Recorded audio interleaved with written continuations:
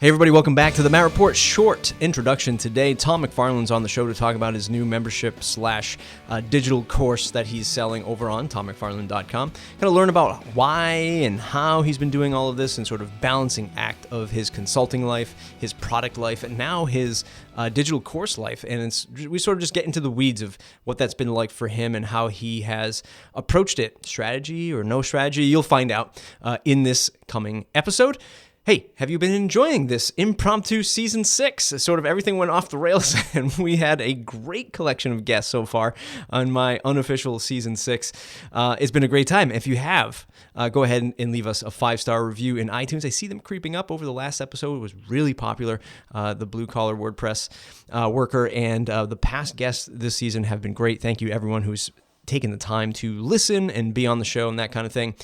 Got any ideas? What do you want to hear? Tweet to me at Matt Report. Let me know if you're enjoying WordCamp US this week. Enjoy it. Have fun. Meet some new people. Ask lots of questions.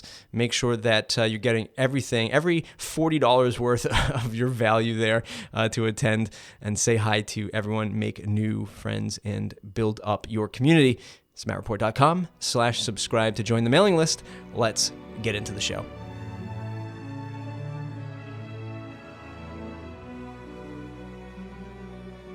Hey, Tom, welcome back to the Matt Report. Thank you. It has been a long time. For good reason. Like, we can't have you on the airwaves all the time. No. But when we do, it's for important topics and important milestones in your life. We can have me on the airwaves, but having me on the airwaves with you is problematic for a variety of reasons, which we won't go in. We won't necessarily go into now. Maybe later. The internet pipes don't appreciate it when we're colliding at the same time. But it's been a while, so for folks who haven't been following you, which is pretty crazy, but what have you been up to for the last year or so? All right, so super short version. I have been, Pressware has been growing, which is good. If you had asked me a year ago, where would I be regarding Pressware, I would not be able to give you the answer that I could give you today. So I've got a handful of people that are working with me. We're building out some cool stuff, lots of custom plugins, lots of custom functionality. And then as far as my blog is concerned, I have moved into a combination of the membership space and a combination of still continuing to do free posts or free content or whatever words all the cool kids are using these days. So now that you're a cool kid, what has that been like? I mean, I've talked to a whole range of people. One of my more popular episodes this year was with Troy Dean, most notably of WP Elevation. I've had a run at memberships. Many people have gone into memberships and courses and stuff like that. What's it been like for you, and what's your take on it? Good, bad, otherwise? So it's still really early for me. And by that, I mean, I think I've only got maybe 10 posts behind a membership wall.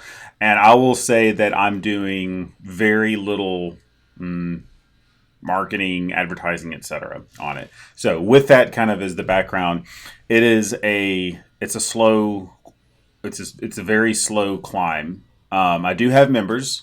I do not have a lot. And that's okay. I'm in it for the long game. The posts and the type of content that I'm writing are heavily focused on starting from object-oriented programming at ground zero, as well as what it means to communicate with a client, understand what it is they're saying, understand what it is you're saying, etc. And let me give you an example. So when it comes to client communication or customer communication, whatever it is you want to call it, each party can say that the other party is using jargon. And there is truth in that, but the idea is to come to find some kind of common language in which you can have a goal for which you, as a service provider, are meeting them to solve their problem. And that should always kind of be the centerpiece of the conversations you have. That will then spread out into creating statements of work or requirements or whatever. And I'm not talking about 50-page requirement documents or any kind of comic that you might see on XKCD or whatever. I'm just talking about doing good work for people. And then the object-oriented aspect is trying to introduce people into ways of writing really good code. That's not a slight against WordPress necessarily, but I I've been in WordPress at this point for a long time. I've continued to try to learn a lot, and I want to get that information out there. But in order to do so, I think that the people who are really serious about it are willing to pay a little bit of money for it. I'm not asking a lot, but they're willing to pay a little bit of money for it. Mm-hmm. Well, so there's a bunch of things I want to unpack, more so on the business side of that. But so many times I hear folks say the same exact thing that you said is, I haven't marketed it yet. I might not be doing a good job at marketing yet, and I'm not even really sure what the messaging is yet. And we're sort of just building the content as we go. Is that something, and be honest, and I know you will be, is that something of, well, maybe you're just sort of, you don't have the time to do the marketing. Maybe you feel like you might not be good at the marketing side of it. Or is it you're generally doing it as like an MVP launch? Like you're ramping up, this is a conscious decision. What side of that do you fall under? Because I'm of the fabric to say you should really focus on that marketing. Mm-hmm. You should really be diligent with the sales process to be true to the success of the product. Yes. Right? So at the end. So your take on it doesn't surprise me at all, and actually, I can add. So to answer your question straight up, it is MVP. I have I have not set out with a plan to market. That doesn't mean that it's not coming. It doesn't mean that I'm like I don't even know if this is a word, but like a strategyless person. It just means I'm not worried about it right now. And it's because strategery. That's exactly what went through my head. I was like, will people remember when strategery was a thing? Like it's not that I don't have a lack of strategy. It's just that at this point in time, I'm not concerned about it. And it's because with regard to blogging in general, I have found that it helps to have a pretty healthy backlog in general, and then ramp it up and say, hey, here's everything that you'll get, and here's everything that's done, here's everything that other people are saying, here's who's involved, etc. Sign up if you want.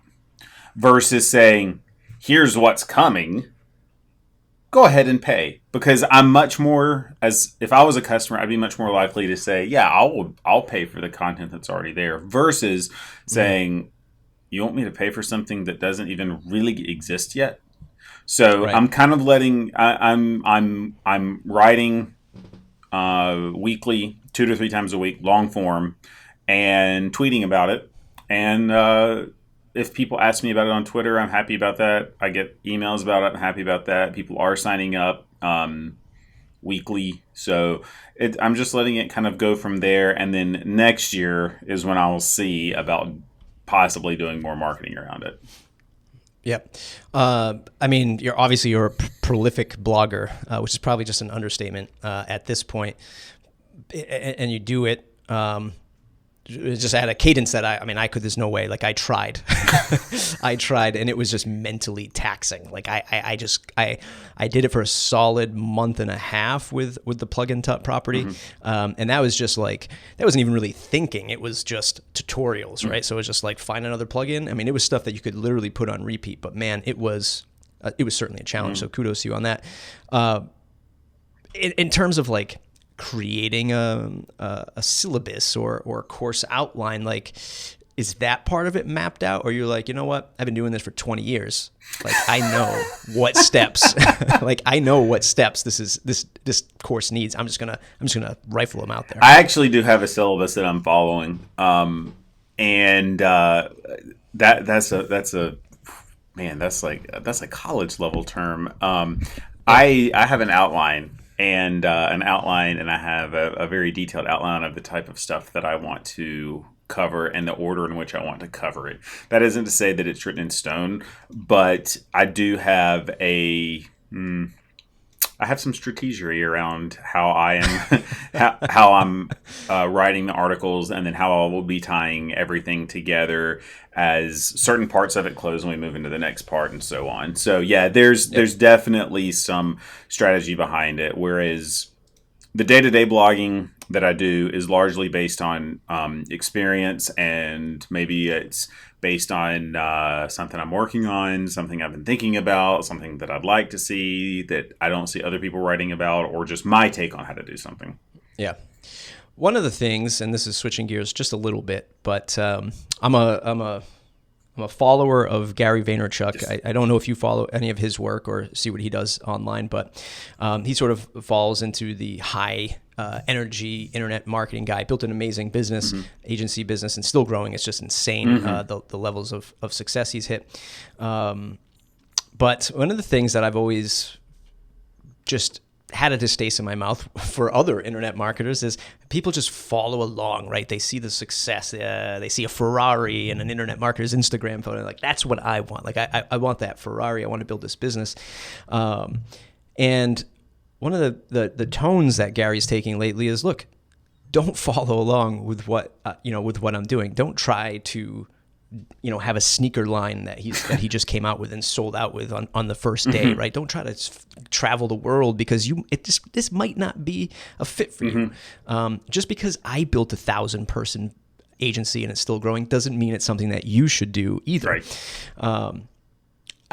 And he's starting to give the advice of, you know what? There's enough tools and enough social marketing and video and blogging and courses for you to build around yourself and still be successful. Is that the similar strategy to yourself? That was just a long way of getting to this question, but is that the same strategy that you're taking? Like, look, I'm not trying to grow pressware to an iThemes or a Sandhills development like Pippin's company. I have some great products, and I'm gonna grow horizontally instead of vertically. What are your thoughts on that? So I'm glad that you said it was a long way of getting to the question. I'm kind of glad that you laid it out that way, though, because people right now, probably people a little younger than us, will look at people like that and say, hey, they had success doing XYZ. If I do XYZ, then I'm going to have that level of success. You don't know that. In fact, I would venture to say you probably won't. And plus, it's not an overnight thing. He's been at it for years. I don't even remember how many years at this point. I mean, I remember when he kind of hit the scene, and I track along with it in terms of what's he up to now. But and some people, especially people who are, how do I put it? People who aren't fans will be like, oh, you're just drinking the Kool-Aid or whatever. And it's not that. I mean, this guy, we're in an age where people are building businesses and then they're just publicly documenting it, which is something that a previous generation, like our parents' generation, just didn't have the ability to do that. Because you're going to go to Blockbuster and rent a video on somebody building their business? That is the most boring Friday night. So, So the component of marketing through social media, I'll come back to in a minute. It's funny that you bring that up because I'm kind of I don't know where I stand on social media at this point in terms of Instagram and Facebook and Snapchat and all of the other tools that are out there. But in terms of what I want to do with Pressware, word of mouth has been the number one way. Well, I say number one. I do think Twitter has been as they would say, a lead generation or a marketing tool that I never really intended it to be, but it's been really neat, and I am glad for that. But between like word of mouth and Twitter, I have been able to work with some really good people, build some really cool stuff, and I continue to have a very healthy pipeline to the point where I've brought on a number of different contractors. In terms of my goals, my goal is to take it very, very, very slow. Like, I don't remember exactly how many years it was when we talked initially, but like it's been 7 years of contract work for me. Now, at this point, Pressware is a self-sustaining business, but it's not like I go out and have a marketing budget and advertise on places and things like that. It's just people are, they know that I'm in the business at this point. Like, I don't really get a lot of, hey, could you build a custom theme for me? And that's a whole other discussion we could have around the theme, around theming and things like that. I do get a lot of inquiries around building custom plugins or customizing existing plugins. I don't like it. I don't like customizing existing plug. Go ahead. Would you say that's because of the content that you put out regularly on the blog. Like when I look at you, like some people might look at me and say, I know Matt because he does a podcast, and people might look at you because they know Tom because he blogs every day. I mean, would you say that it's that material, that content, and that persona that you've put out that has led you to that? I don't know. I would hope so. Because I would say yes. If I were evaluating you, I would tell you yes. But then I'm happy to roll with that because I definitely have a mindset for building things on top of WordPress, doing so in a certain way. And I would be remiss to say that like I've learned new and interesting or useful things from the people with whom I work. This sounds a little bit like the back cover of a book, what I'm about to say. I don't mean it to sound that way, but I do think it's important to pay attention to the generation who are coming up behind us, who are passionate about building software, because they're going to have learned and or have experience with tools that no matter how hard you try to keep up, there's going to be holes in your knowledge. That's not to say you're irrelevant. That I'm not saying that at all. It's just that they're going to be able to say, hey, you should check this out, or you should do this, etc. And it's been something that's been really useful for me because it has helped. Like we have kind of a process that we use now from like, I've got a process that I use for creating my statement of work. We've got our project management process, and then we have our development process. Some of it we're still exploring, and we're kind of figuring out what works best. And but yeah, it's definitely, I definitely think that the persona on the blog has helped to, and I say persona, I mean it's me. It's not it's 100% me. It's not, I'm not faking anything. It's just and I'm going to stop you right there. Let's consider this as a slight therapy session. Okay, let me. I don't have a couch to lay down on, so thank God.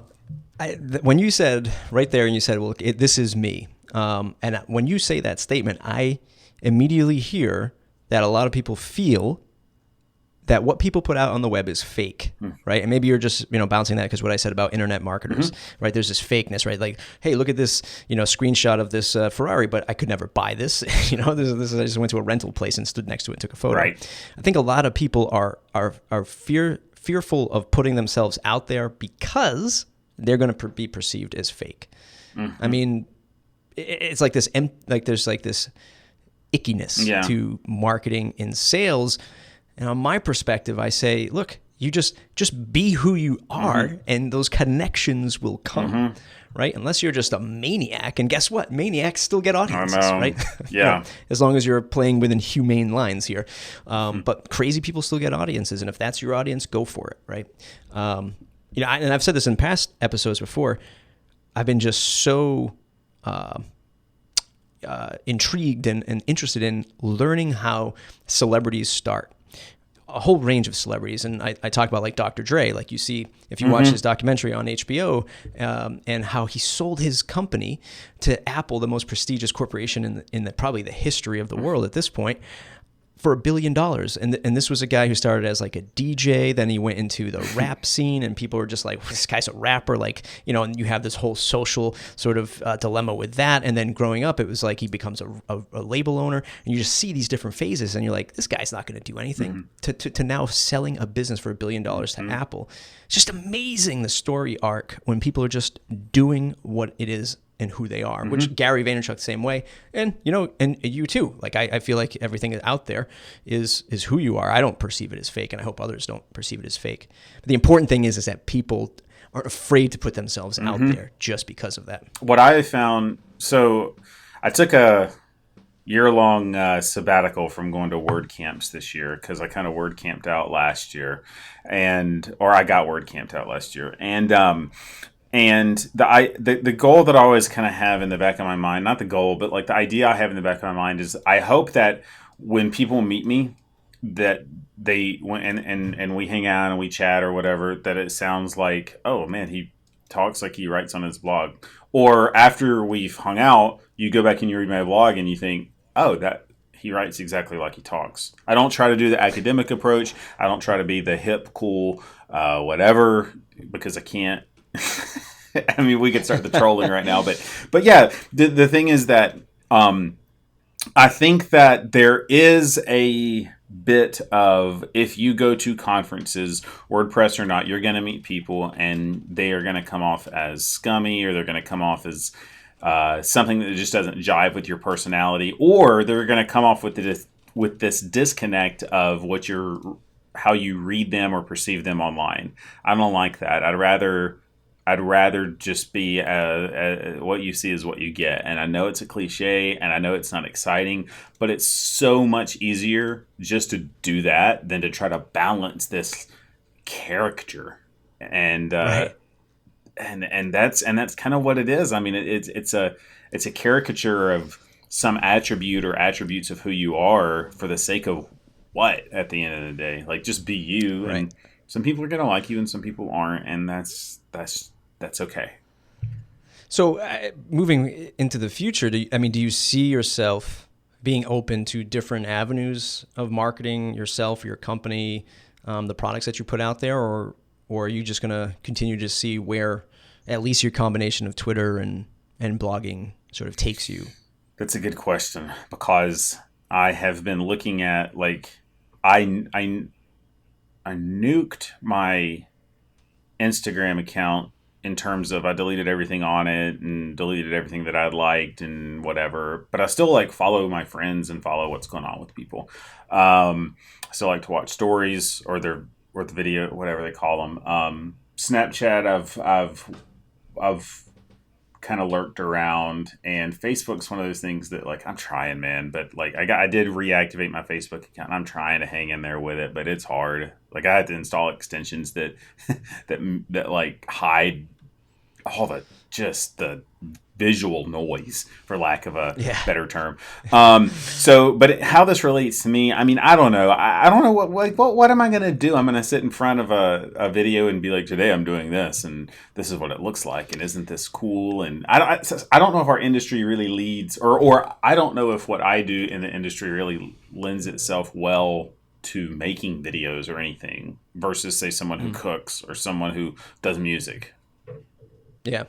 I mean, I could say that I have just been exploring a lot of things, and I've taken the summer and now half of the fall off of still putting stuff up on YouTube, just because of time constraints. But I've been heavily studying like video gaming on YouTube, and the way that these personalities are just getting millions of followers, or hundreds of thousands of followers, to millions of followers. Like, the most mediocre video game streamers are getting hundreds of thousands of followers, and the others that are getting millions is just insane. The audiences that they can build.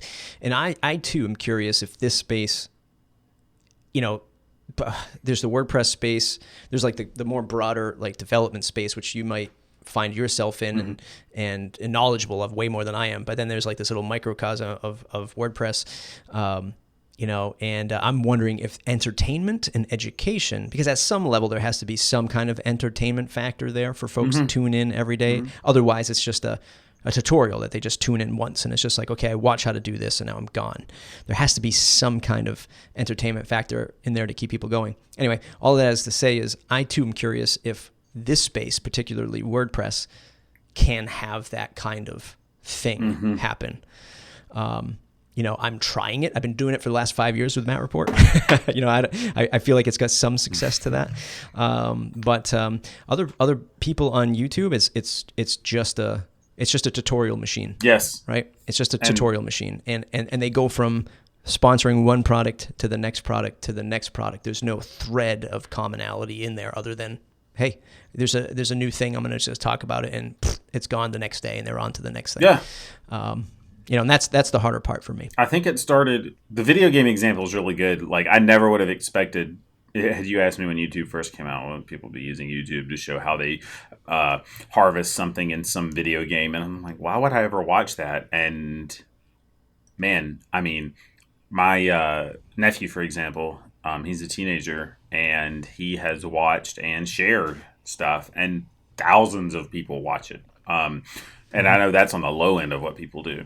In terms of, I think that what really started, maybe what I think started a lot of this like sponsorship stuff were those unboxing videos. I mean, do you remember when people would do I'm going to unbox my Kindle? Like, I do not care. I do not. I know it's. Yeah. I do not care.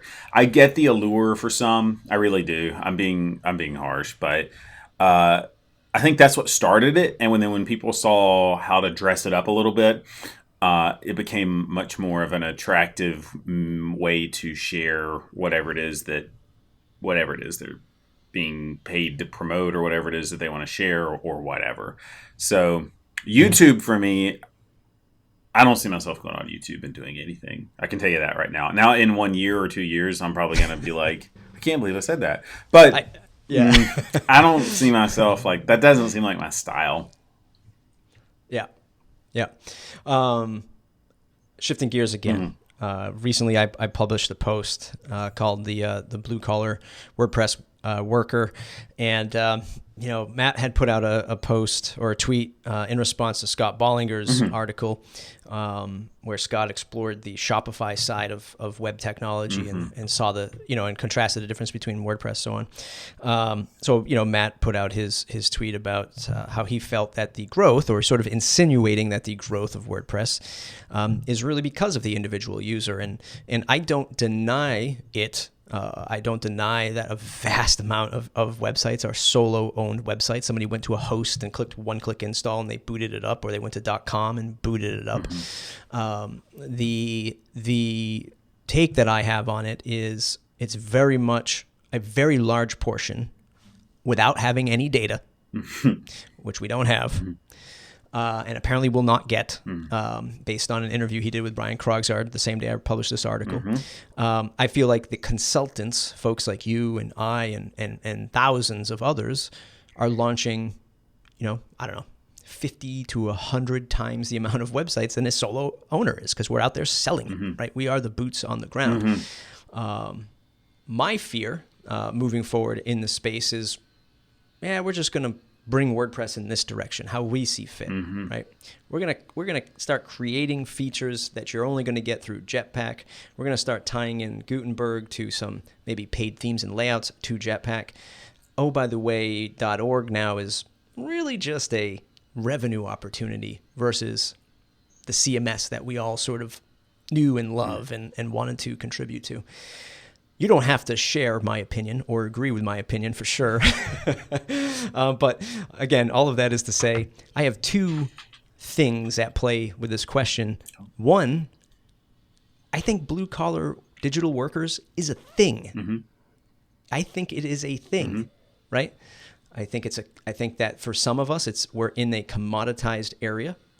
We're getting paid a nice wage, but we're still doing a lot of work. We're still doing a lot of back and forth with customers, stressful, we're working on your own, all that stuff, all the culmination of entrepreneurship. I think blue collar digital worker is a thing, and especially more so in the future. AI, robotics, self-driven cars. I think a lot of people will be fixing things like they fix faucets, right? But with lines of code. Crazy? Am I crazy? No. So I think that for every new technology that has been introduced, as far back as I am thinking right now, I mean way back, there has always been people that have needed to fix it. We have always, with all of the problems that we have solved, we have introduced problems that have needed to be solved. So we introduced the car. The engine has to be tuned up. The engine has to be fixed. And then you want to take it to a larger scale. We introduced rockets that allow us to travel into space, and we have to constantly repair those. I don't know if constantly is the right word, but I'm not talking about disasters. I'm talking about go to a space museum, go on a guided tour, listen to them talk about the history of whatever rocket it is you're looking at, and listen to how many people have had to, they are the proverbial boots on the ground. They're sitting in one of the control centers, and they're having to figure out how to get this thing back into the Earth's atmosphere without it burning up. So you have two opposite ends of the spectrum. You've got just the consumer level, and then you've got this white collar level of spaceless exploration. So for everything that for everything we've introduced, for every piece of technology that's come our way, there's had to be people that are available to fix it, to adjust it, to tweak it. And then I don't know how you were in high school, but even maybe enhance it. You take something and you dress it up a little bit. You give a little more horsepower. You give a little more oomph. Maybe it's a stereo. You completely gut a vehicle of whatever stereo was in there. You replace it with speakers. You replace it with whatever. It sounds like you went through my yearbook. I mean, we all did the same thing in a handful of us all did the same thing in high school. Like, I remember picking up my wife. Well, she's my wife now, but I'd pick her up on dates. I'd be like, "Can you tell that I installed tweeters?" She's like, what are tweeters? I'm like, well, listen to the highs. And anyway, what about, whatever. But yeah, I do think that even though technology is going to continue to move forward, it's not going to solve everything. It's just going to bring with it, it's going to solve existing problems that we have now or enhance situations that we have now, but it's going to come with its own set of problems. Now, as far as boots on the ground, to use your phrase, so in terms of let me come back to this. The part of will we take WordPress into the direction we want to see, I'll come back to that in just a moment. But in terms of what does that mean for us? Like, will there be work for us, et cetera? Yeah, I think that's always going to happen. Now, in terms of what we heard years ago about, WordPress being an operating system for the web, man, I don't know. I don't know. There's a lot of stuff out there, and the space is heating up, and I think that's a good thing, because I think competition in an economy is helpful for a variety of reasons. In terms of taking WordPress where we want it to go, I don't know if we're the people that are going to be doing it. Sometimes I wonder if it's going to be the people who they want to use WordPress, but whatever it is they want, they can't get WordPress to do, so they got to hire somebody, or they got to go to a consultant and say, hey, can WordPress do this? When it comes to programming, when it comes to software, most of the time, yeah. I mean, you can make it do what you want it to do. All budgeting, time constraints, all that stuff aside, I think that the consumer might be the person who dictates where it goes more so than the people who are the consultants or the programmers or the developers and things like that. But it's getting wider. I feel like what people are doing with WordPress is getting wider versus going deeper in e-commerce or going deeper into blogging or whatever. It's just getting wider in terms of what people are trying to do with it. Do you look at it and say, plugin business, is this going to be around in a year, 2 years, 5 years? Do you look at it that way, and do you see any of these changes? Because I talk to a lot of people and say, Matt, you're crazy. This competition from Jetpack, that is non-existent. And then some people will say, yeah, Matt, you are absolutely correct. And we've been, and we've all felt this way, and thanks for saying it. But I guess, what do you feel on the matter? And I'm not speaking like Jetpack specifically. It's just the only thing I can point to at this current time frame, but just the overall direction. But Jetpack certainly being the obvious monetization play here. Right. So I'm trying to think of how to best approach this. When it comes to your average everyday blogger, and I'm thinking of like maybe a family member who wants to write a blog and they're not familiar with, like, when you even use something like, you need to go look up a plugin in the plugin repository. You lost me at plugin repository. Yep. But I can see something on my dashboard called Jetpack, and it seems to have this thing about analytics. And I know that analytics means traffic or numbers. So I think I'm going to drill into that. So there's that leg of it. Like, for people who are blogging or for people who are going to be doing some type of content marketing, that's just going to be part of it. And but in terms of plugin businesses, and when I think of plugin businesses, I'm thinking of guys like Sandhills Development. I'm thinking of guys like Awesome Motive, et cetera, et cetera. I see some of it is, you can sit there and say that there's competition between Easy Digital Downloads and WooCommerce, and I could say maybe in some ways. You look at Awesome Motive and you say, oh, they have Monster Insights, and they have Enviro Gallery, and they have WP Forms and things like that. And the thing is, as far as I'm concerned, the way that I look at it is,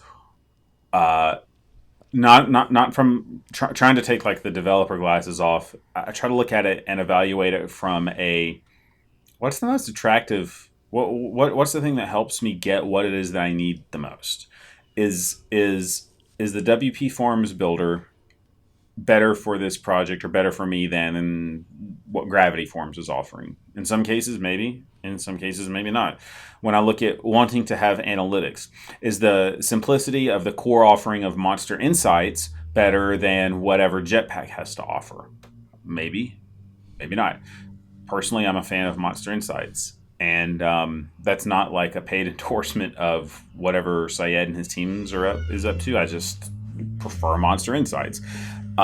So, the idea of a plugin business, I don't know I don't know where it's going to go in the future. I don't really see it going away, but I don't know if they will be branded as plugin businesses. I don't know if they'll be add-on businesses. I don't know if they'll be called WordPress software companies. I don't know what they will be called, but the things that people are going to need and the software that people are going to want built on top of WordPress or as an extension of WordPress is, I think there's going to always be a demand. I don't think Jetpack is going to be, to use your example, I don't think Jetpack is going to be an all-in-one for everything. I don't see how it can be. Yeah.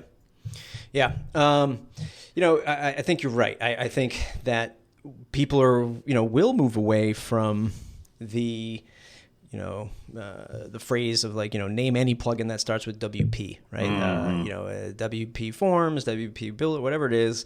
I think that, in a couple years from now, if not right now, people should be planning what that, I don't want to say exit looks like, mm-hmm. but what that repositioning or pivot looks like mm-hmm. for their business, mm-hmm. For sure. I think that, years ago when Matt said that Jetpack was the driving force behind WordPress growth, right? And that was four years ago, whatever that was, 3-4 years ago.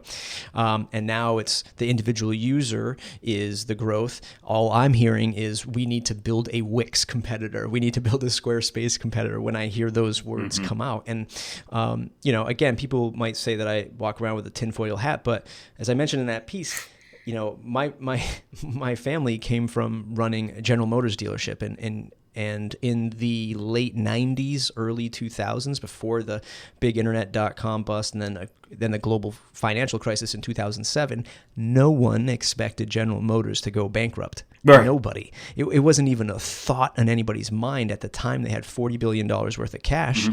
and people were like, they had more money than Apple at the time. It wasn't really a thing back mm-hmm. then. They're like, how could this company ever go bankrupt? And then 3 out of 4 of the America's motor makers go bankrupt, mm-hmm. right? And you're just like, what happened? Mm-hmm. What happened to all that stuff? So I come from a place where I've seen writings on the walls from big corporations, and many of us have, and I'm certainly not putting Automatic or Matt's motives in that same way, but if he is changing his direction because naturally he is maturing as a person, mm-hmm. which he openly admits in Krogsgaard's interview with him, that he is not the same person. He is simply shifting and learning and maturing, and he's shifting the product along with it. I think we should all just sort of take a step back and say, okay, maybe we shouldn't be putting all of our eggs in one basket, mm-hmm. Which a lot of people have already been saying for the last year, but I think it's really starting. Those pieces of the puzzle are really starting to line up on the table, and we're starting to see the formations of it now. Yeah, and I think that I think that it's smart. I don't think that there's anything that's tinfoil hat about what you're saying. I think that it's based in information, not speculation. So therefore, it'd be very hard to make an argument to claim that you are wearing a tinfoil hat. The second thing is the market is always going to be changing. So you can't make a statement 2 years ago when you don't know where the market's going to be in 2 years. I mean, you can make it based in the context of that time, but the market's going to change. So then you have to adapt and change. And if you don't adapt and change, then you're going to be in trouble. Now, I'm saying this as someone who, anecdotally and tangentially related, my family, or my dad and mom, started a commercial glass business way back when, and My brother is way more of into the hands-on building, construction, etc., that kind of thing than I am. If you've ever talked to me, you know that, or if you've ever met me, you know that I'm not like that person.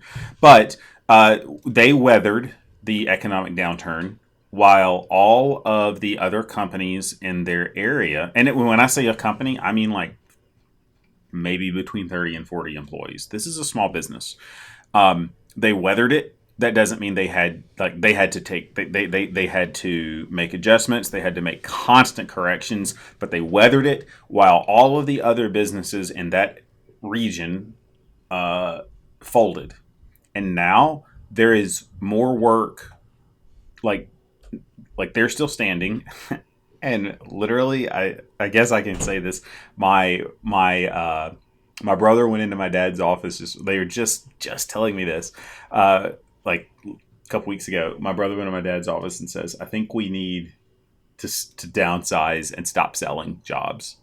And it meant it was a total joke, but the idea was that because everyone else had folded, there was a resurgence in work. There's now a demand for it. And on top of that, a side effect that came from that is now there are these subcontracting companies that popped up that they go door to door and say, "Hey, do you have any project that you need help with? We're not looking for a career. We're looking for 3 projects, and then we're out." And I think that's actually like kind of I don't know the history of that kind of stuff, but that's kind of innovative to me. Like. And like you start up a subcontracting company, like that's neat.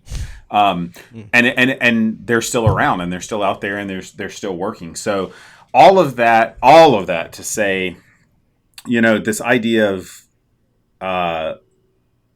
not putting all of your eggs in one basket is smart. And if you've been around WordPress long enough, you've watched what's happened to, say, themes.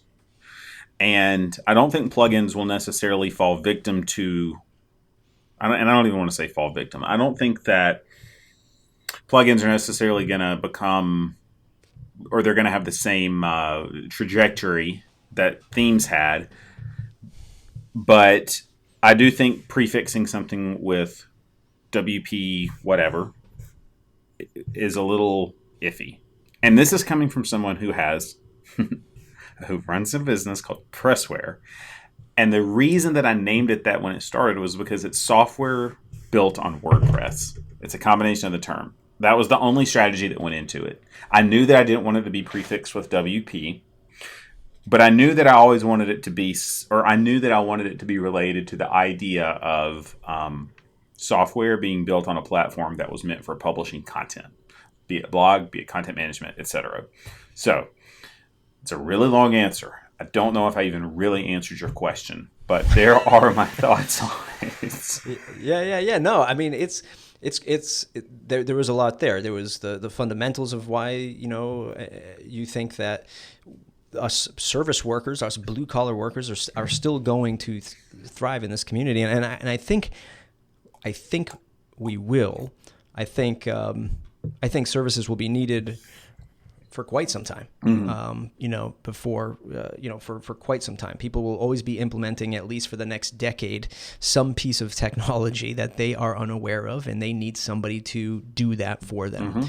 Will it get more competitive? Yes. Will it be WordPress? Who knows? But, I think that, those of us who are thinking in those broad strokes are going to be the ones that are going to survive. And luckily, I think that a lot of people have opened up to that over the last 2 years at least, right? They've sort of seen where this is going. So let's all exhale. What a heavy conversation. I want to interject and say this, though. One thing that I think that the luxury of people like you, that you have that programmers need to pick up, and this has been a lesson that I've really had to learn over the last year, maybe 2 years, is you really need, like, programming chops are not going to just get you by. If you're looking to work in this industry and you want to work for yourself or you want to work as part of a small team, you need to learn a bit about business. Now, in terms of how you do that, I don't have any recommendations because we all learn different, but we are learning in different ways. But the stuff that I have learned now and that I'm still continuing to learn in terms of not just business as what people might say, there's a lot of, I don't want to use the word jargon, but phrases like customer acquisition and dealing with your P&Ls and things like that. I mean, I could go on, but even when it comes to like managing a team, you've got to learn how to do that, especially if you want to, especially if you want to grow, but even if you want to remain yourself, there's a certain level of business that you've got to learn if you're a programmer. And if you don't, that is a dangerous thing. And that's a luxury that I think that marketers, sales types, and just business people in general, they've already kind of got it in their DNA. And I think that that's just a luxury that programmers can't afford to ignore. Yeah. I can tell for anybody who's like, yeah, I got to learn that business thing. Let me tell you how you learn that business thing. Simply understand the value of $1 and how hard it is to earn that dollar as a business.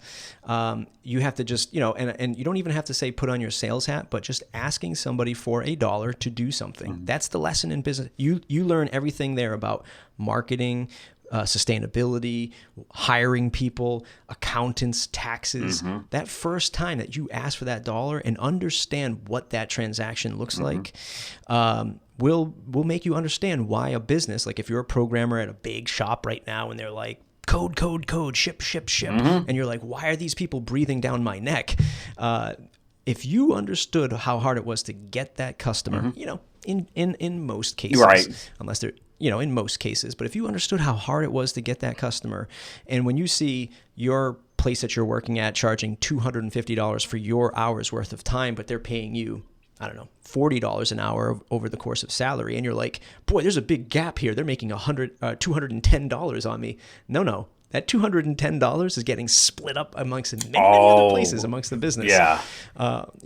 And people go from these big shops to seeing big money get out the door, and they go on their own, and then they're like, oh boy, like I understand that I can't charge that much money, or I understand where all this money flows to now.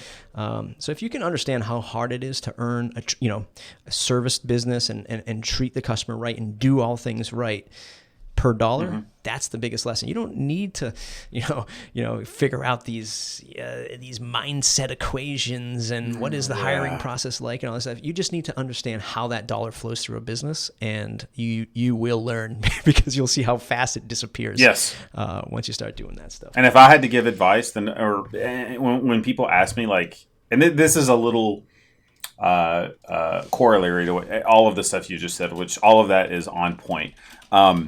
A corollary to that would be, if you're starting out and you have the ability to afford one, get a CPA, like day one or month one or year one, get a CPA. And really, I can only speak in terms of the United States, but because I don't know how.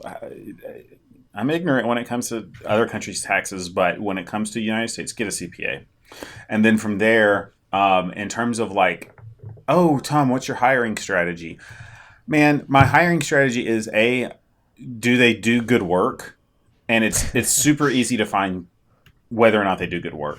B, chat with them on the phone and see if your personality jives, and find out what their goals are. See if it aligns with yours or your business's. And then you don't even have to hire. Like, do a trial project and say, hey, let's just agree to try this out, see how it works. And if it works well, then we'll move forward. And for me, the number one hardest thing that I have had to do this year, and this is not a knock on anyone with it's actually it's more of a praise than anything, but it is, you've got to let go a little bit. Like, as your business grows, you got to let go of some things. And so there have been projects that have come in that I have said, okay, normally your cut is this, but for an extra whatever percentage, I'm gonna, like, you run this project, you run communications, you run project management, and if you need another resource, you let me know. We'll take care of that. And then and a resource, maybe it's software, maybe it's another person. That's a whole other conversation. But if that happens, or when that happens, it is a very, very, very hard thing, especially if you're trying to do it very, very, very slow, and you're trying to bootstrap, because it has been your proverbial baby. I know that phrase gets tossed around all the time, but if you have started it from the beginning and you have made your living off of it, you understand why people say that, why they use that phrase. And it's a fantastic thing to grow. It's a fantastic thing to have good people around you. And but you've got to do your due diligence, other than like when someone comes, and if someone comes to you, used to, they would say, "Oh, find someone with gumption." Okay. I mean, yeah, duh. Like, you don't want someone who's not. That doesn't. You're looking down the resume, gumption. Yeah, gumption. Where is that? Like you don't like. You want someone who's going to work, and you want someone who's going to love what they're doing. But are they going to jive well with your goals? Or and then, like, you don't have to be the overbearing, like some people. I don't know. You don't have to be the overbearing type of like, give me an update every day. I don't do that. Like, I try to check in, and then I also like. This is a big. I think you can't do this in a big business, and I'm not even sure this is a good idea for a lot of people. But like, I'm friends with the people with whom I work at this point, and so I have a rule, like so many companies, we use Slack for our work, but after hours, like I have two documents. They're very short, they're very simple, and one of them is Slack is off limits after 5 or 5:30, whatever your end of day is. That's it. Period. Now, if you want to text and chat and shoot the breeze, go for it. Use iMessage all night long. I don't care. I'm on a thread with a couple of other guys who I work with, and we chat, but we don't chat. We generally don't chat work, and if it slips into that, one of us normally calls the other out and says, hold that. Just hold it until Monday or whatever. Yeah. So, I don't really know how I got off on that tangent, but it's one of those things that you just, going back to the value of $1, there is so much, like, there is a reason that we see it less and less, and a lot of it I think has to do with the fact that it's a digital economy in which we're in. But there is a reason why companies would put a $1 in a frame on their wall just one generation ago, and I think that's really neat. I think it's really cool when people do that. Yep, absolutely. Tom, what can I say, my friend? It's always great talking to you. Where can number one? Let's get back into pimping the course. Where can people go to sign up for this membership and to start learning from you? Okay, if you go to tommcfarlin.com and you look in the top right, assuming you're using right to left, because I know that's a big deal in WordPress, you will see a members menu, and then under there you can either log in or you can register.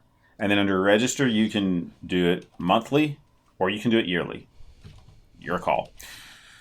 And then if you just want to read free stuff, I try to write, roughly 5 days a week or so. Some days I don't. I used to be really hard on myself if I missed a day. Not so much anymore. But yeah, just tommcfarlin.com. That is where everything is. And then if you want to chat with me on Twitter, it's also my name, at Tom McFarlin. And then in terms of other social networks, you'll probably find me on them, but I'm not super active on them right now.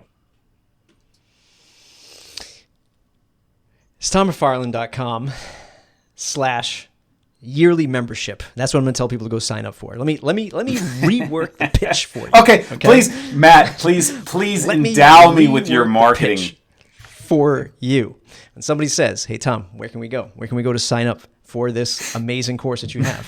You set up a redirect on your blog called /signup, and you say tommcfarlin.com/signup, and there you can get all of my knowledge. 20 years, 2 decades. Even though I look like I'm 15, I have been doing this for 25 years for all of $99. That is, I have gray hair now. Yeah, that's just like 6 or so cups of coffee from Starbucks. No, I mean, it's it's amazing value. It's not even a question. It's $100. You go, you sign up, you get all of the information out of this man's head. It's like dipping into the matrix, and you come out a better developer for it. It's mattreport.com/subscribe to join the mailing list. It's the number one way to stay connected. We'll see you in the next episode. Absolutely. Hey, everybody. Thanks for sticking around and listening to this episode and supporting the Matt Report. For over 5 years now, it's been a pleasure of mine. It was a pleasure to have this guest on today to talk about their business and how they run it. Speaking of business, if you have something you're launching, you have a new website, a new marketing page, a new product, anything that could use a second set of eyes, you can find me at userfeedbackvideos.com. That's userfeedbackvideos.com, where I will review your product, your landing page, your funnel, whatever workflow or starting point you want me to take a look at online. I'll do that. I'll record it. I'll send it to you in a private screencast with my feedback from over a decade of experience in this space, marketing, technology, WordPress, and otherwise. I hope to see you there. It's userfeedbackvideos.com. It's like having a co-founder for $59.